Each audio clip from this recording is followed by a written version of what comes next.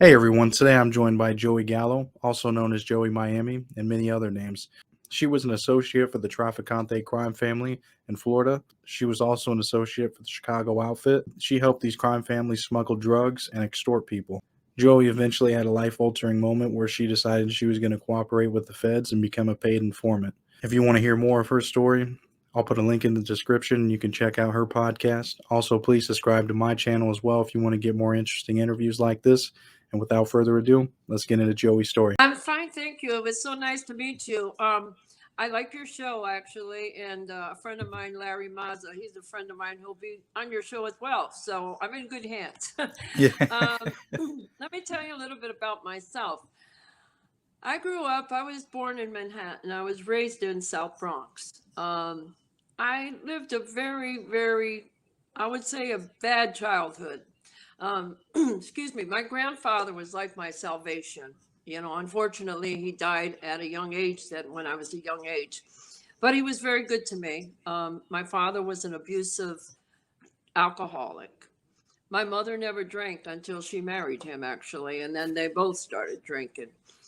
So I had my sister Janice, my other sister Georgiana, my brother Joseph, and I always looked out for them. You know, like I'd be the type of sister that would run like 5 flights of stairs to make a buck, you know, in those days, and take my sister for a soda and a pretzel, you know, and it was like I was a big shot, you know. Nowadays, you don't see kids doing that, running 5 flights of stairs, you know. But anyway, my father was very abusive, and we went back and forth from Detroit to New York because my mother's family lived in New York and my father's family lived in Detroit. My stepfather, my real father lived in Brooklyn. His name was Paul Gallo. So what happened was, after a while, we moved to Detroit. I was about 14, actually about 13 at the time, maybe 12 even. We moved to Detroit, and my dad and mom drank. My father drank more than her. He was a big man, my father, stepfather. So one night he went out to a bar, a local bar, with my mother, and he got mad at her and had a big fight with her, and then he wound up telling her, "Get the f out of here." And she said, "You know, I had to go home. We lived in a rough neighborhood." She came home, and then I heard the pounding on the door. You know, constant pounding. And I go, "What the hell is that?" So I go downstairs and my mother's screaming. She's crying and carrying on, and he's beating her up through the door. He's got her by the hair and banging her and everything. So she finally manages to get away. She tells me, "Joanne, throw me a knife." I go, "What do you need a knife for? You know, what the hell is this?" So I throw her down the steak knife down the stairs. I could still see it clear as day. And she stabs him, and he starts screaming, "She stabbed me, that bitch grabbed me, stabbed me," and this and that. The sirens are coming, the neighbors are out, everybody's being called, and I tell my mother, "Go upstairs, I got this, I'll handle it." Well, being where I lived in Detroit was a rough neighborhood, I already, you know, had moxie, so to speak, you know. So I said, "Let me grab the knife." I grabbed the knife, the blood was running down my arm, and I said, "Go upstairs, Mom, I'll take care of this." Well, she was a little drunk herself, so I said, "You know, go upstairs." So what happened was the police came. They said, "Who did this?" And my dad was screaming. He didn't even say who did it. He was just screaming a lot. So they took him in an ambulance, and I said, "I did it." I put my hands on a weapon. There was blood, you know. So I said, "I did it." They arrested me. I was sent to juvenile detention. It was very hard for me because I had never experienced anything like that, you see. So they took me away. Then he came out from, you know, he was at somebody's house. He wasn't there. He was at the hospital. Then he stayed at somebody's house. And then my mother brought him back in. Well, it was New Year's Eve, and I told my mom, "Hey, do you think I could go out with my friend's mom?" You know, and she said, "Well, your dad is Piani," meaning in Polish. She used to speak Polish. She said, "He's Piani. It's better you stay home till he goes to sleep and then go." I said, "Okay." So I finally got a chance to go out that night. I went out. I went to my friend's house, but my dad had had a big fight with me that night before he went to sleep. So I was pretty banged up. I went over to my friend's house and I took a double-edged razor. In those days, I had those blue razors. I took one of those and I sliced my wrist. I had to get a lot of stitches. The cops came, they took me away in the ambulance. They stopped by my mother and father's house, but they said, you know, her parents are drunk. We have to take her and stitch her up. We can't leave her like this. She'll die, you know. So they took me to the hospital. I got out of the hospital. They had psychiatrists and everything. They took me to the hospital. By the time I got out of there, I said, you know, I can't deal with this anymore, you know. So my mother brought him back again. He started again. That was it. I said, you know, I got to find a way out of this situation. So what happened was when they released me the first time from the juvenile detention center, I thought my dad would have been kicked out of the house for good. However, they made a settlement with the government because they blamed the government because my mother took him to the VA hospital to get cleaned out and they didn't have space for him. So they kind of twisted it around that they were responsible. Okay. So my dad gets out and before you know it, he gets a big check from the government for their mistake, so to speak. So we moved to Florida. We moved to Fort Lauderdale first. After we moved there, you know, it was like we were there for maybe a few months and then he started drinking really heavy again. Then we moved to Hollywood, Florida.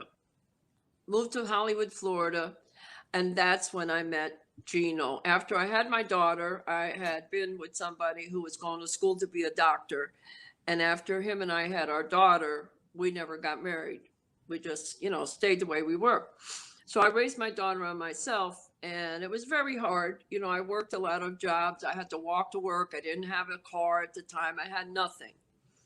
So I met this guy, Gino, in the restaurant. He came walking in with two other guys, you know, all flashy and everything. And my girlfriend told me, she said, you know, those guys have got a lot of money. You know, they're hoods. They got money. I go, you know, hoods? What do you mean? You gangsters? She goes, yeah.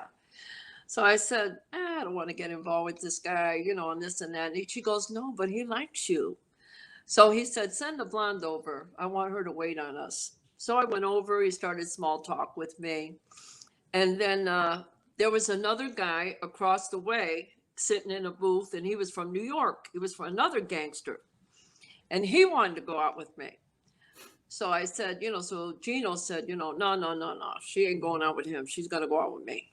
So that was the end of that. So then he came alone one night and he goes, hey, would you like to go out for dinner? I said, when are you going to ask me out? He goes, I'm asking you out. When you want to go for dinner? I said, well, I'm off on my birthday if you want to pick me up, which was in September. So he said, okay, I'll pick you up at 8 and don't be late. So we went out. I brought my girlfriend to be like a chaperone because he was a lot older than me. And then from that point on, we started dating. You know, we were friendly. We started going out and I introduced him to my mother and my daughter and never my father because he would have created a problem. So one day I went to work and I was all black and blue and he goes, what happened to your face? And I told him, my dad beat me up. I don't think I could see you tonight. He goes, oh, hell no, this ain't happening. You're coming to stay with me. I said, well, I don't even know you that well. He goes, I don't care. I'm a good man and I would never hurt you. So what he did was he went to talk to my father and demanded that he take me out the house. So I said, well, what do you want me to take? And he says, don't take anything. Just take the baby's bottle and let's get the hell out of here. So we left. And this went on for a while. Then he said to me, I have an apartment. I don't have a house. I have an apartment. He said, this is your room and this is my room. When we get your daughter used to us, that's when we'll be together. But until then, he never tried to kiss me, never tried to have sex with me, none of that. He was a complete gentleman. Okay. And But then I was gonna say, as the for the people that don't know Gino exactly, who is he, and what crime family was he a part of, and you kind of give a little well, background on Gino him. was in he was from Chicago. He worked with Joey Gallo, and years ago it was Sam Giancana. My connections with Gino was Manuel Noriega, Hyman Larner. I worked with Santo Trafficante. I was his liaison, and that came later on Okay. because Santo, everybody wanted to know Santo. Everybody wanted to be involved with Santo, but Santo only wanted me to be involved with him. And Okay. that was So something that shocked I was gonna a say lot so. of people. So Gino was he was definitely was a Chicago outfit mobster. Yes, yes. Okay. And Hmm. okay, yes, I just In want to give fact, a little background on that. yeah. And but Hmm. so that's good. I mean, so you can keep going. I just wanted to make sure the people knew, who he That's fine. was. You know. So the guys that he worked with, it was kind of funny because after I found out what he was doing, he had this gentleman that worked with him. His name was Salvador Baston. Very, very nice man. Him and a guy named Carmine, which was his brother, which was, in my opinion, forget it. But anyway, those two went to go rob a card game where they had detectives there and they had the chief of police there at the time. And they went to rob the card game and they said, "Hey, you guys don't have to rob us, come to work for us." And that's how they got their start, the Bastons in Chicago. And then there was a lot of other men that I worked with there from Chicago. And then later on, I worked with a lot of FBI gentlemen from the FBI. Yeah. Oh, okay. So Mhm. what was your first? Because he kind of introduced you to all this, and at first you weren't aware of what was going on, correct? Like when did you become Right. aware, and what was your first task with Well, it's the about three or mafia? 4 years later, 3 or 4 years later, I said, coming, being raised the way I was raised, I was already tough. I was already, I don't give a F. You know what I mean? So I had that attitude. I had a chip on my shoulder. I didn't give a fuck. So I said, hey, this is it. I want a piece of this action. You know what I mean? So I started carrying a gun. I started, hanging out with all the boys, so to speak. And all the guys would hang out with me in the house. They'd all smoke cigarettes and drink coffee all day. And then one day, about 4 years later, I kind of seen what was really happening, because, excuse me, I used to make these little coffins. I call little coffins in my garage, and I used to fill them with $5,000 silver dollars for the casinos in not Havana, in Panama. And I used to put cocaine, I used to put pharmaceutical, all kinds of stuff. And then we'd go to a restaurant that we knew, and we used to pack a bunch of ice with lobster and everything for Noriega. So this went on. And then I found out that they were into all this stuff, casino gambling. We had all the casinos on the Italian lines, the boats, the cruise lines. So they had all this going on, and I started seeing money machines come into the garage, where you count money and everything. I kind of knew what was happening. So I go to a funeral because Hyman Larner's son, Mort, he had cancer throughout his whole body. So he died, and I went to a wake. You know what a wake is, right? Right. Okay. The So we go funeral. to the Yeah. wake. Yeah, we go to the wake, and we see all these gentlemen in there that from the mafia. And I'm standing there. I had a gray flannel suit on. I'm standing there talking to a guy named Joey. And we're standing there, we're having a conversation, and all of a sudden I see this guy come towards me, and he tells this other guy, "Who's Joey? Is that a man or a woman? Who is Joey?" I go, "No, that's Joey. She's a girl. I was only 20 something years old. So he goes, "Oh," he had a deep voice. "Oh, so you're Joey?" I said, "Yes, I'm Joey. Who are you, sir?" And he goes, "My name is Santo." I go, "Oh, it's nice to meet you. I've heard a lot about you. It's a pleasure." He goes, "My wife is sitting over there. Would you like to go over there and keep her company for a while I talk business?" I go, "No, I'd be glad to." His wife was beautiful, red hair, gorgeous woman, real nice lady, classy lady. The other wives were all, like trashy and loudmouths, but she was very refined. So I went over and I started talking to her. We had a really nice conversation, and she said, "I really like you." She had like a little southern drawl. She goes, "I really like you, Joey." I said, "Well, thank you." And she goes, "I'd like to invite you to my home." I said, "Okay." She had a home in North Miami and a home in Tampa. So I met her whole family, her daughters, her son-in-laws, her grandkids. We had very nice times. So he says to me, when you get time, I want to call you. I said, okay.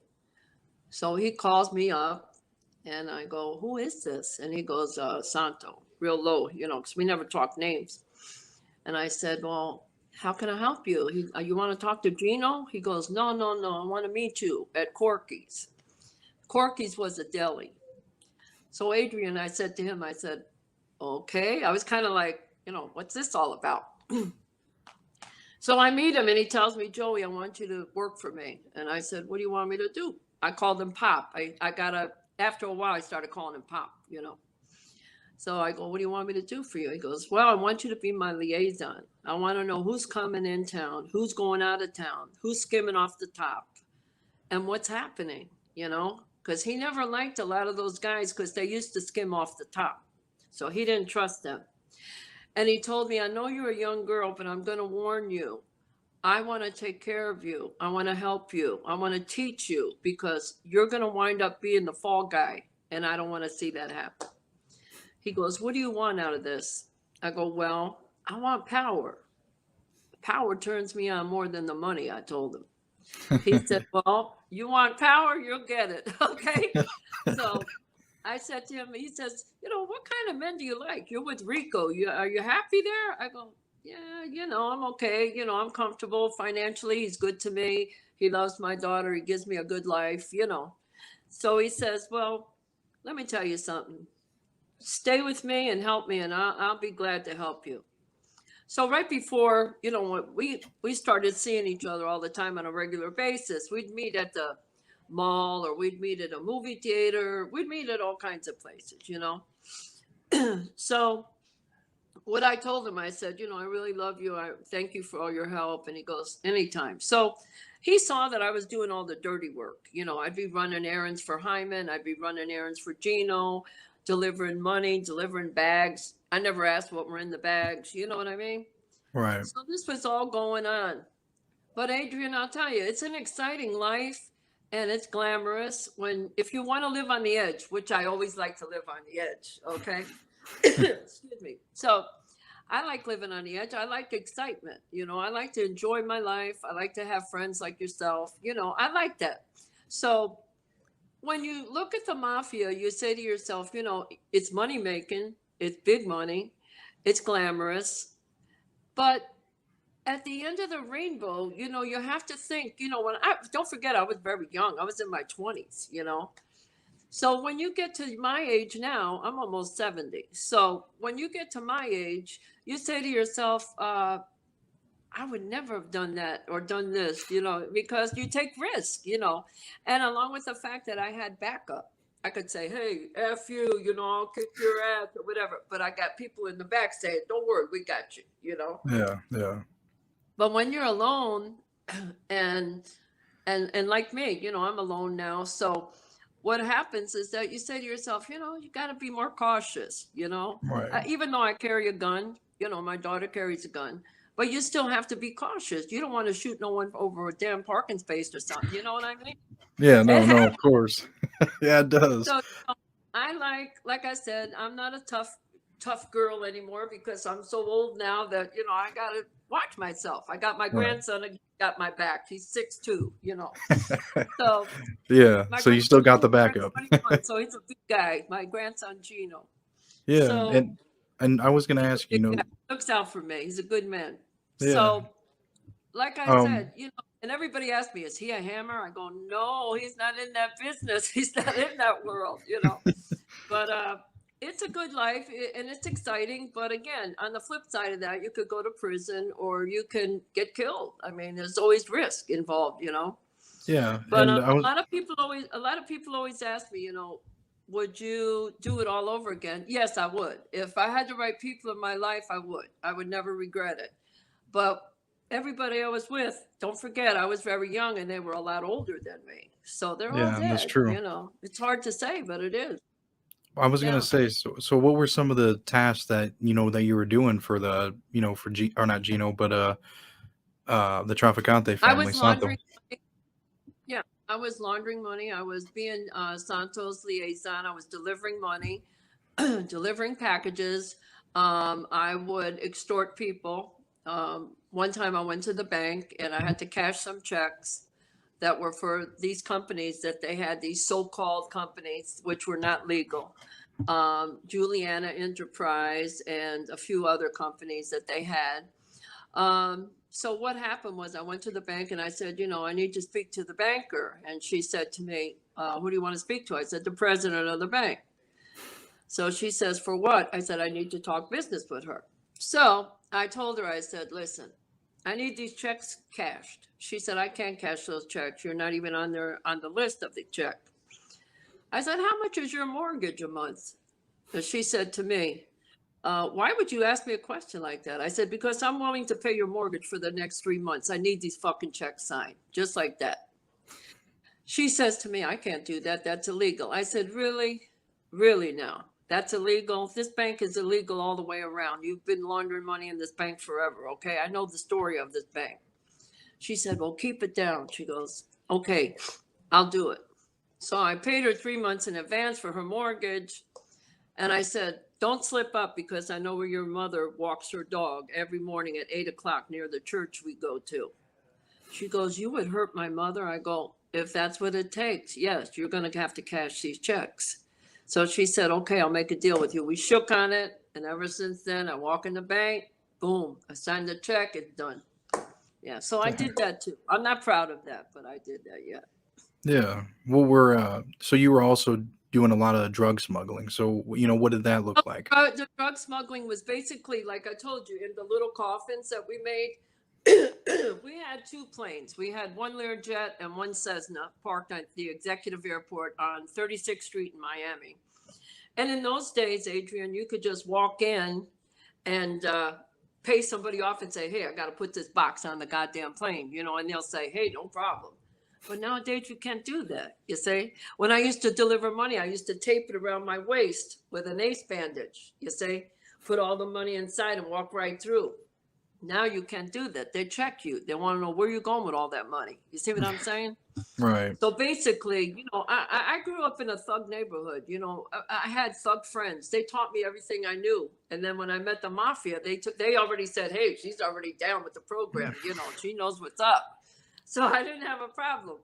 So Was there a situation, too, where you had to, point a gun at someone, or I can't remember. I heard it on your podcast. One time there was a situation. I was loading a truck. I asked this guy. He was like a guy that lived across the street from us, and he would drink all the time. And I said, hey, man, you want to make a few bucks? Just help me. I got to go here. Okay, no problem. I told him, load up the truck. I got to go to the airport. He said, man, I got to have a drink. I said, honey, I'll give you all the booze you want. Just get me to the goddamn airport because I got a cop right behind us. And I got a fucking 38 in the car here. Okay. Now, here's another thing. The one thing that I mentioned before was when I was with the FBI, we were on Michigan Avenue in Chicago. I was there on a mission, which I call missions for the FBI.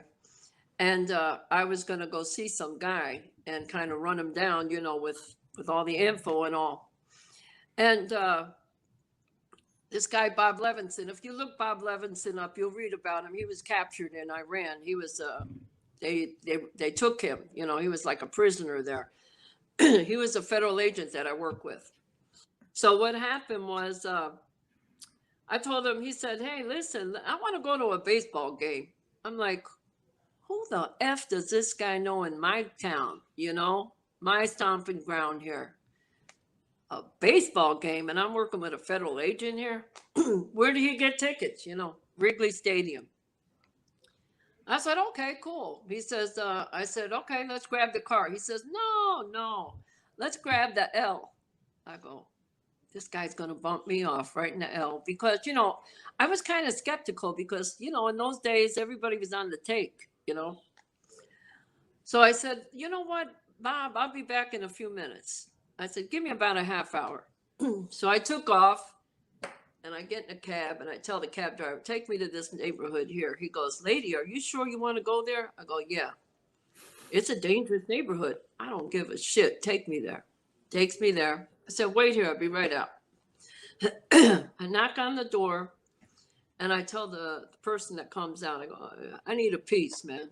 He goes, oh, hey, how you doing? What do you want? I said, give me a 38. I said, you got any electrical tape around here? He goes, yeah, I got a roll right here. So I take the tape and I take the 38 and I roll it around my ankle. I put my slacks over it. So I go back to Michigan Avenue and I got Bob Levinson. He's waiting for me there. And he says to me, Joey, he says, you ready to go? I go, yeah, no problem. Let's go. So he goes, we get to the L. I get on the subway and he says, what are you so nervous about? I got this here. And he opens up his jacket. He's got his gun there, in his holster. I said, I ain't afraid of nothing. I'm not nervous about nothing because I got this right here. And I lift up my slacks and I got a 38 taped to my ankle. He goes, Joey, I'm a federal agent. I said, I don't give a fuck who you are. If I'm going down, buddy, you're coming with me. How about that? He goes, you honestly think I would do something like this? I said, Bob, I don't trust you. I don't trust anybody because there's a lot of shit out there and a lot of guys on the take. But I guess we're okay now, I told him. He said, yeah, we're fine. We got off the L. We went where all the people were, the crowds and all. And we went to a baseball game, It was Nothing fun. game about it. Yeah, I had my gun. Well, when you're living that. You really can't trust anybody. Even nowadays, you could have a fight over in Miami. You have a fight over a parking spot. Someone will blow your brains out. Yeah, I know. Especially when you're living that kind of life, you're always going to be paranoid and on edge and just always looking. Got to be very careful what you're doing in life. You know what I mean? It's hard. Yeah. So I was going to ask you too. Did the FBI hire Santo Trafficante to take out Castro? Yes, from what I understand, his family some of his family member told me that he went to Havana and he went to kill Castro. They went to poison him actually, and it fell through. So they had him in custody. He was in that prison for a while. And what happened was his daughter got married in Havana. She was getting married in Havana. And his wife had to go to see Castro and bring him over $200,000 to let her husband come to the wedding. So she was telling me, he is a big mother, that Castro. I said, really? She goes, yeah. So now, one time I was telling Santo, I was in his room, and we were talking together, and he said to me, he said, you know what? I said, isn't this ironic? When I was about 12 years old, I ran into President Kennedy, and I had on this pictured hat, and I had a little black and white dress on. My grandmother was picking me up. And I was there, and President Kennedy came over to me, and he kissed me. And he said to me, he says, you remind me of my daughter, Caroline. And I said, oh, okay. But I knew who he was, but I wasn't really, I didn't know for sure, I might have been a little younger, actually, at the time. And he looked at me and he told me that. And my grandmother took a shot of it, And I said, isn't this ironic? I said, I was kissing the President Kennedy at one time, and now I'm kissing the man who they say gave the order to kill President. And I said, he goes, who do you think gave the order to kill the president? I said, I don't know. He goes, me, like that. And I'm like, oh, God, I didn't know what to say. I was very, thrown off guard. And that was Santo? Yeah, Santo told me that. Damn. And then, I said to him, he used to teach me a lot of things. Like he would tell me, we would sit in the room sometimes. We would meet at a movie theater. We'd meet at Corky's, which was a diner. We'd meet at all different places. His family didn't even know I was that close to him, His wife kind of knew that we would see each other for business, but not like, it wasn't broadcast in those days, where somebody would say, oh, I'm hanging out with this one or I'm hanging out with that one. The main guys in the circle, they knew I was with him, Now, when one time after, I can't remember now what kind of time it was. I think it was in the summertime. And I went to see him and I said, listen, Pop, if you need anything, let me know. Well, the next time I called him up, I understand he was sick. He had angina. And I told him, I said, you know, I really need to see you if you wouldn't mind me coming there. But I kept it very brief because we don't talk on the phone. Excuse me. So he said, okay, my wife is going to meet you at Jefferson, which was a department store. So I said, okay. So she pulls up in the car. I mean, they had an old car. His wife drove an Audi, beautiful Audi, and he drove an old Galaxy 500. Okay. So she pulls up in his car and she tells me, Joey, get in the back seat, but lay down, in case the FBI is watching us. So I said, okay. So I get in the back seat. I'm laying down. They go inside. They got the garage. The garage door opens. And then I go out into his house in North Miami. He's sitting on the couch in the waiting room, so to speak. And I said, hey, Pop, I said, how you feeling? He goes, I'm okay. I said, he goes, what can I do for you, Joey? I said, I need some money. He goes, how much do you need? So I told him how much I needed. He tells his wife, go give her the money. So she comes back, she gives me the money. I said, hey, Pop, thanks a lot. I was all choked up. I felt bad asking him. So he gives me the money, and then he hands me a little box, a red box from Cartier. And he goes, this is for you, Joey. I go, what is this? He goes, that's for helping me. I want you to have this 2-carat diamond earrings. So he gave me that. I said, hey, thanks a lot, Pop. I appreciate it. So then he goes into the kitchen. I remember he was having coffee. While I'm talking to you, I'm reliving this, So he's having coffee and he says to me, listen, Joey, I know you're alone now with Nikki. That's my daughter. And he says, I'll always be there for you and her. And when I get back from the operation, I'll take care of you and Nikki. So I said, oh, thanks a lot. I'm going through a bad time right now. So he said, don't worry, I'll take care of you. Well, he never came back. He died, so I was heartbroken, totally heartbroken. He was like a father to me. I looked up to him. He was such a wonderful father, wonderful grandfather. I mean, nobody could carry water for him as far as I'm concerned. He was like the best of the best, Yeah. Yeah. Damn. So, Very sad. yeah, no, I was gonna say, because I mean, that really probably left you, while you were kind of expecting him to get better, and then, you were Yeah. struggling and stuff. I Well, mean, the thing is, Adrian, what really bothered me the most was, I never had a father.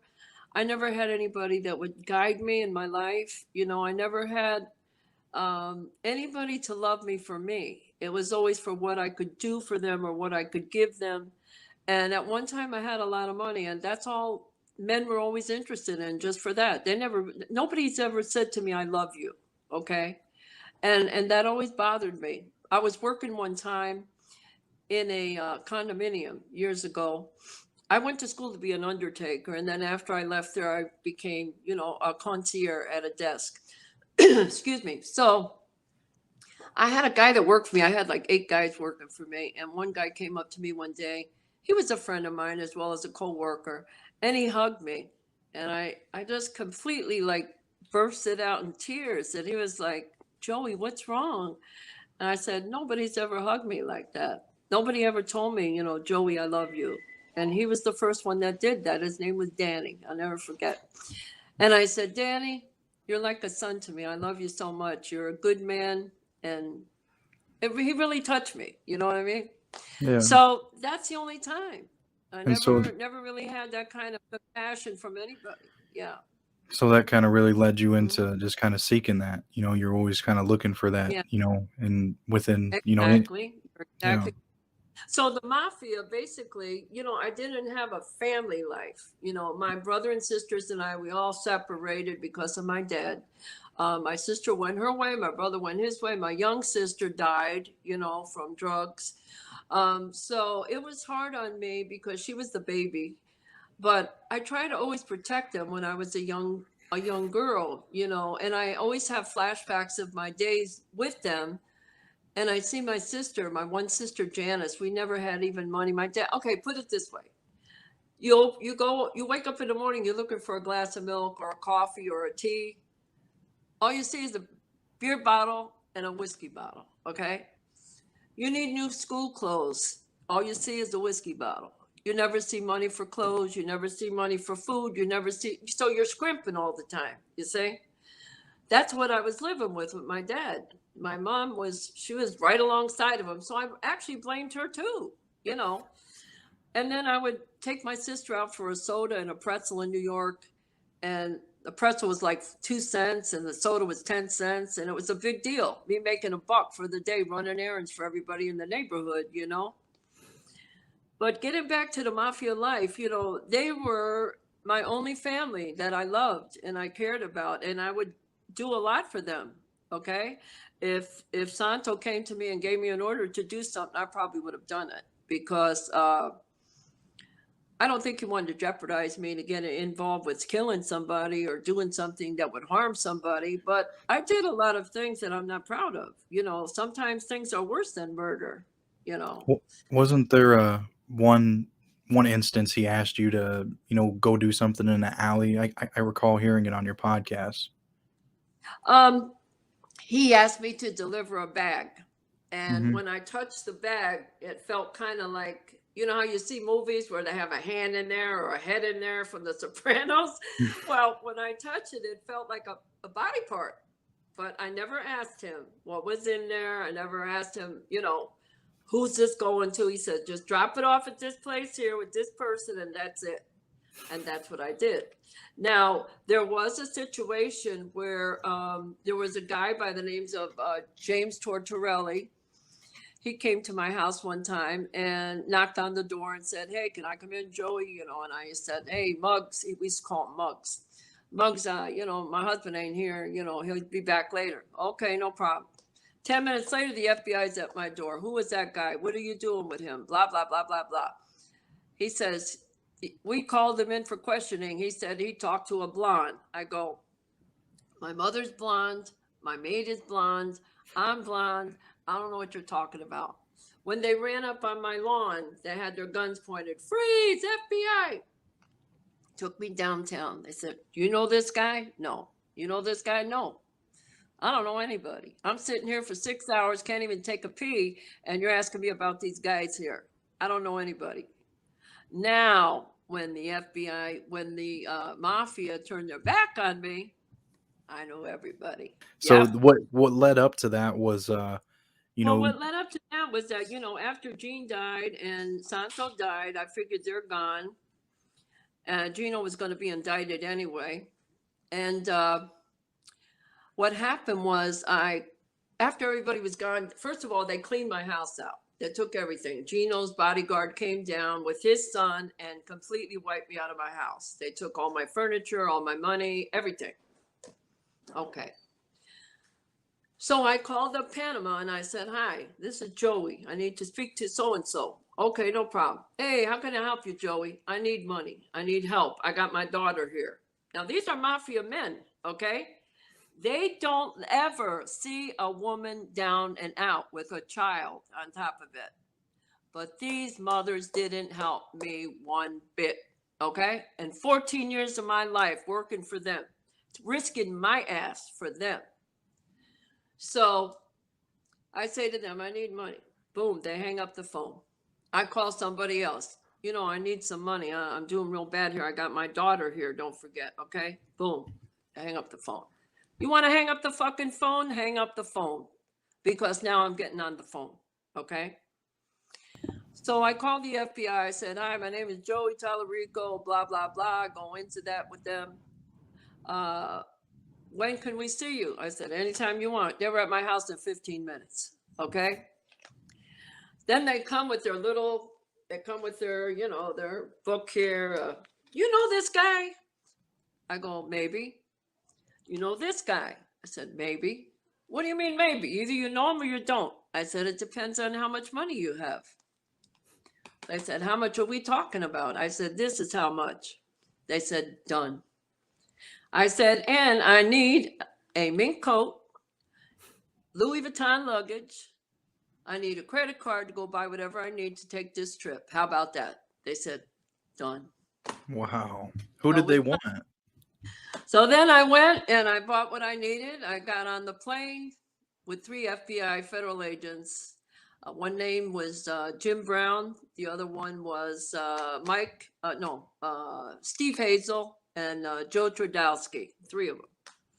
I get on the plane. They're sitting all around me. I'm in first class. They're behind me. Get off the plane. I meet Frank Morocco. He's a federal agent for Chicago with another Jim Brown.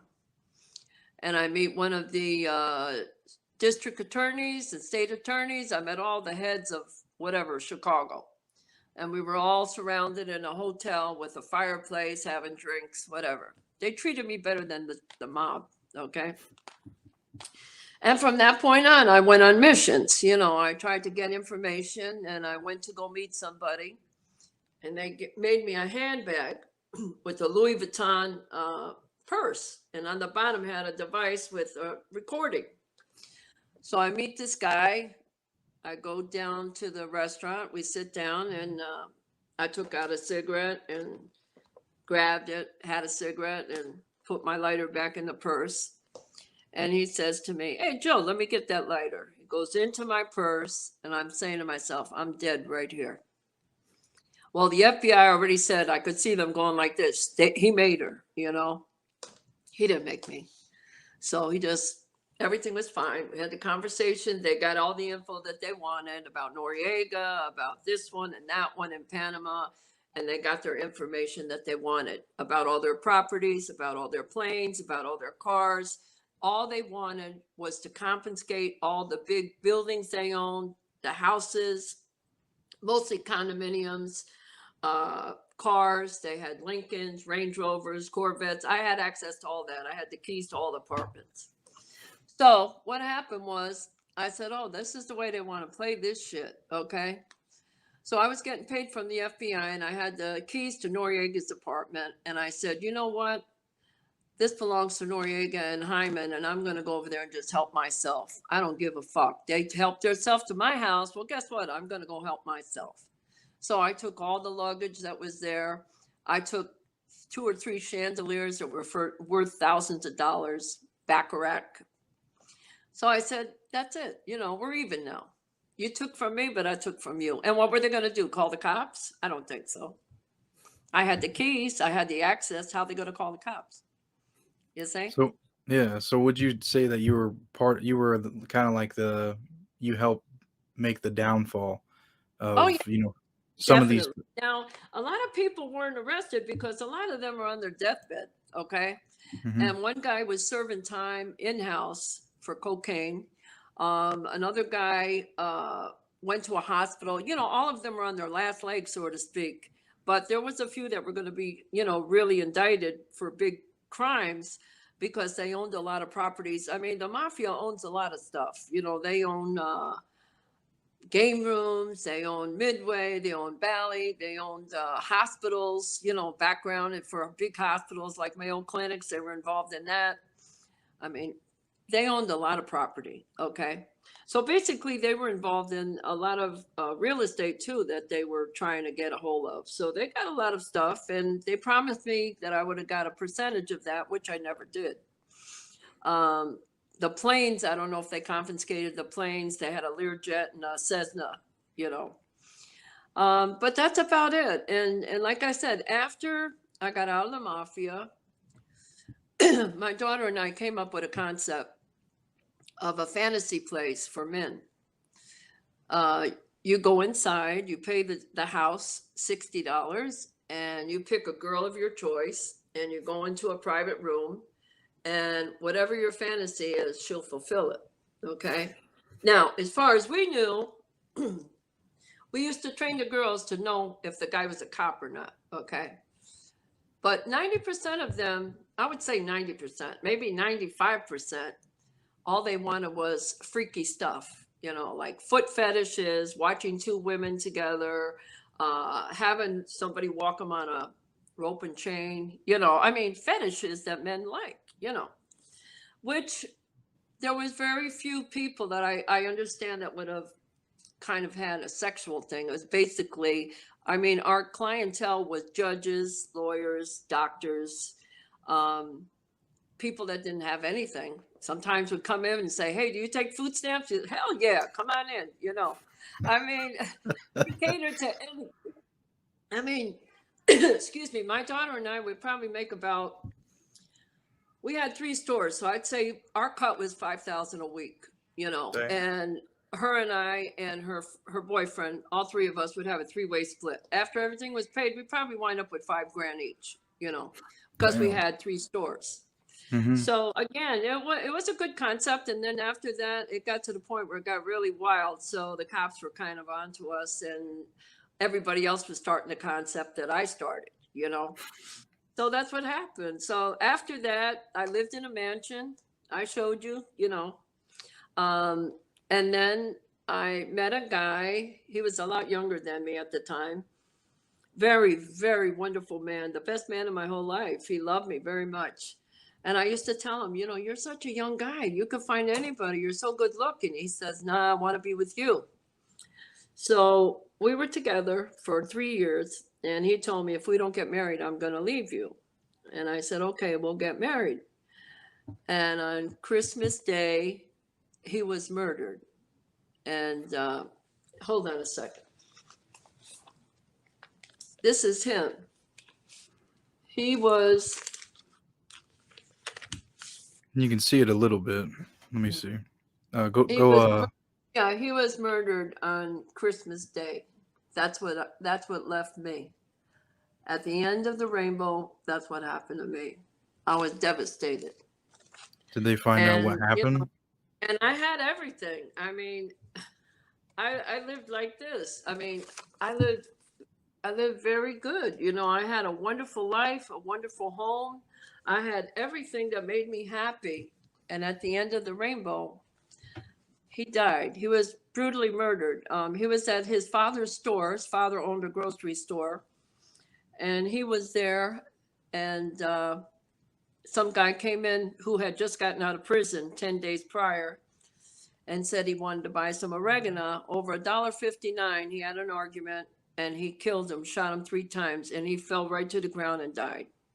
So Jeez, that's what that's happened. horrible. That's Yeah. ridiculous. And it's a shame because he like I said, he was very young, and Yeah. the thing that happened was, he always used to carry a 38 for protection, but that day he left his gun home. So One day. Damn. Yeah, that I'm was sorry to that. hear that. So, like I said, it's, you have a good life, you have everything you want, and then sometimes, I feel like it's bad karma, or maybe I say to myself, I'm a very religious woman, and I say to myself, I say, Adrian, I say, I did a lot of bad to a lot of people, and I did a lot of good things for a lot of people, because I used to donate to charities and help people, and handicapped people and old people and young people. I'm a big firm believer in St. Jude. I send money for St. Jude.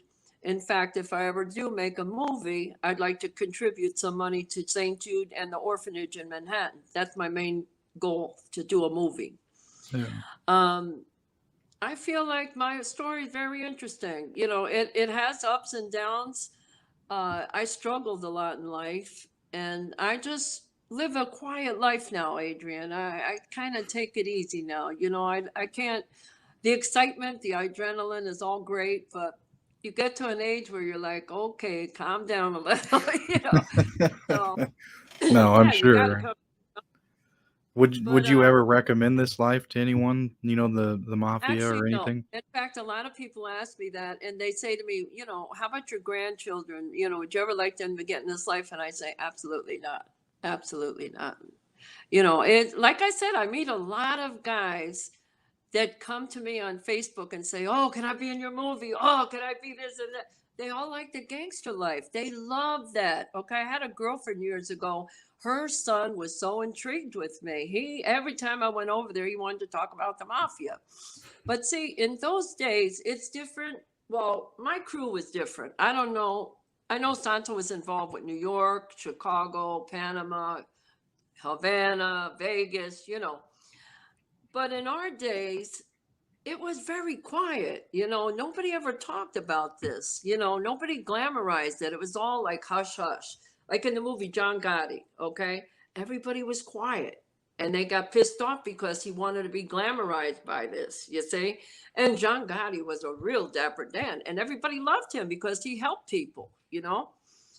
And so that's why I said, you know, the New York crew and Chicago crew and Miami crew, everybody's different, you know. But I think it's the time frame. Like Santo was, you never heard about him in any big magazines or anything. You know, I've been on the cover of Street Magazine.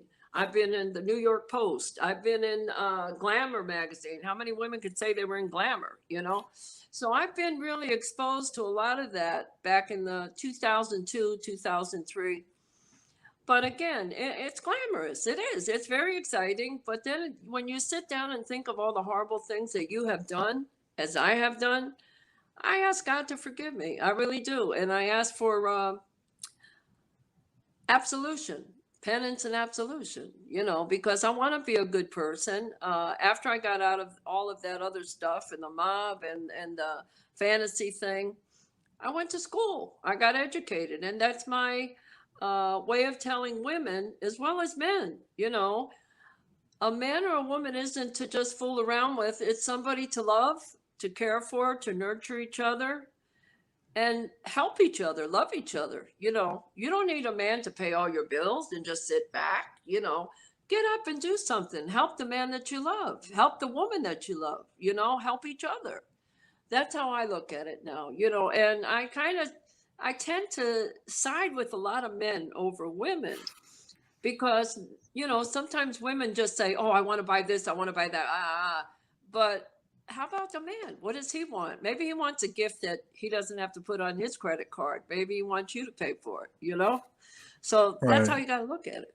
Yeah, no, you So it bring is. up some good points, and I'm glad that, you Yeah. were able to come on here and, really shed some light on your story. And, it's crazy how all the things you went through and now you're able to, make a positive out of this and change it to, being about, God and just, in general, trying to be a good person.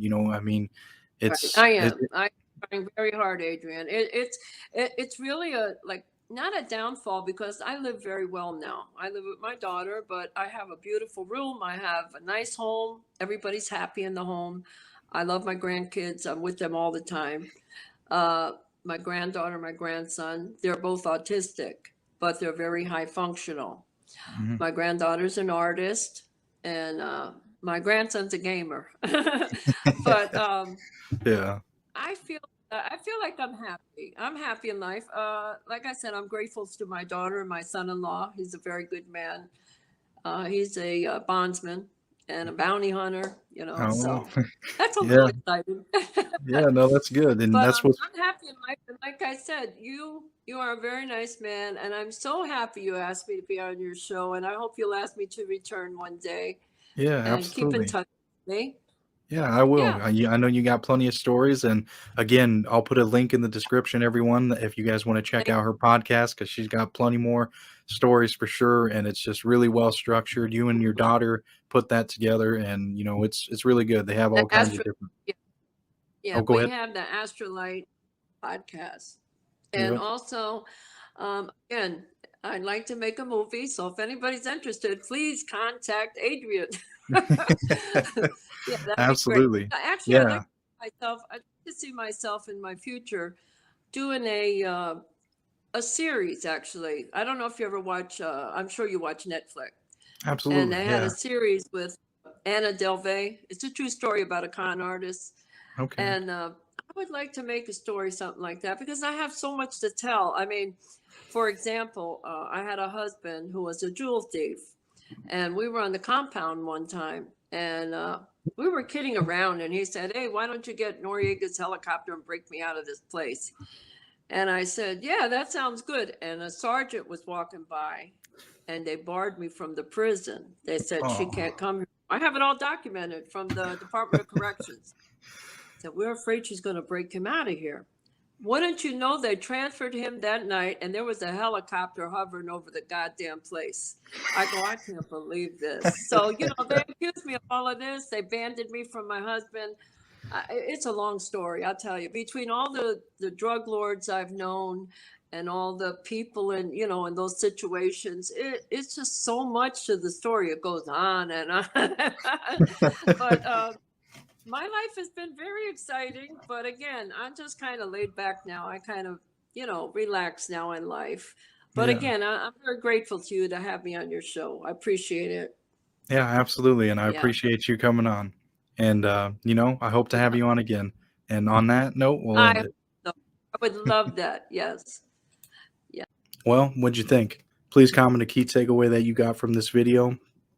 Also, please hit subscribe if you want to get more interesting interviews like this, because I got plenty more coming. She's also going to be on the documentary that I've been telling everyone about, so please stay tuned for that.